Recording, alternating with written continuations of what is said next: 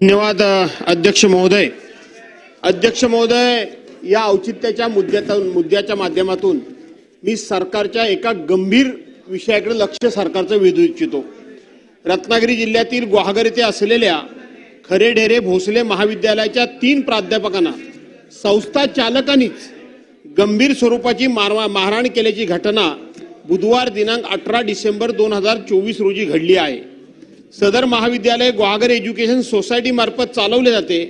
महाविद्यालयाचे प्राध्यापक गोविंद भास्करराव सानप, प्राध्यापक अनिल शशिकांत हिरगोंड आणि प्राध्यापक संतोष विठ्ठलराव जाधव हे सकाळी 8:30 वाजण्याच्या सुमारास महाविद्यालयात जात असताना संस्थेच्याच कॅम्पसमध्ये असलेल्या मुलींच्या हॉस्टेल समोर हा प्रकार घडला. गुहागर एज्युकेशन सोसायटीचे संस्थाचालक संदीप भोसले, रोहन भोसले आणि त्यांच्या सहकाऱ्यांनी या 3 प्राध्यापकांच्या गाडीसमोर आपली गाडी आडवी घातली, उभी केली आणि त्यांना गाडीतून उतरायला सांगितलं. तिघेही गाडीतून खाली उतरताच त्यांना काट्या, लाट्या, रॉड घेऊन मारायला सुरुवात केली. त्यांना रस्त्यावर पाडून लाट्या काट्याने हाताने मारहाण करण्यात आली. हे सुरू असताना तिथे संस्थेचे अध्यक्ष आले. त्यांच्या समोर पुन्हा या तिघांना मारहाण करण्यात आली.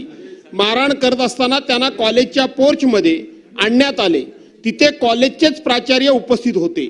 त्यांच्या समोर पुन्हा या 3 प्राध्यापकांसह अन्य एक प्राध्यापक श्रीयुत नीलकंठ भालेराव यांनाही मारहाण करण्यात आली. यामध्ये हे सर्व प्राध्यापक जखमी झाले आहेत. कोणतेही गैरकृत्य किंवा गैरवर्तन केलेले नसताना अशा प्रकारे प्राध्यापकांना मारझोड आणि हल्ला करणे ही अतिशय गंभीर बाब आहे. मात्र गुहागर पोलिसांनी या घटनेची तात्काळ दखल घेतली नाही. प्राध्यापकांची तक्रारही नोंदवून घेण्यात जाणीवपूर्वक टाळाटाळ करण्याचा विलंब केला. दिवसभर त्यांना पोलीस ठाण्यात बसवून ठेवले. हेही अतिशय गंभीर आहे. पोलिसांवर कुणाचा दबाव होता हे देखील अर्धा सेकंद समोर यायला हवं. या घटनेनंतर बॉम्बे युनिव्हर्सिटी, अध्यक्ष महोदय इतकं गंभीर आहे, या घटनेनंतर बॉम्बे युनिव्हर्सिटी आणि कॉलेज टीचर्स युनियनने म्हटले आहे की कॉलेजमध्ये चालणाऱ्या बेकायदेशीर बाबी सदर प्राध्यापक उघड करीत आहेत असा संशय घेऊन त्यांनाही मारहाण करण्यात आली. कॉलेजमध्ये चाललेल्या माल प्रॅक्टिस बद्दल मुंबई विद्यापीठाने चौकशी गठीत केलेली आहे.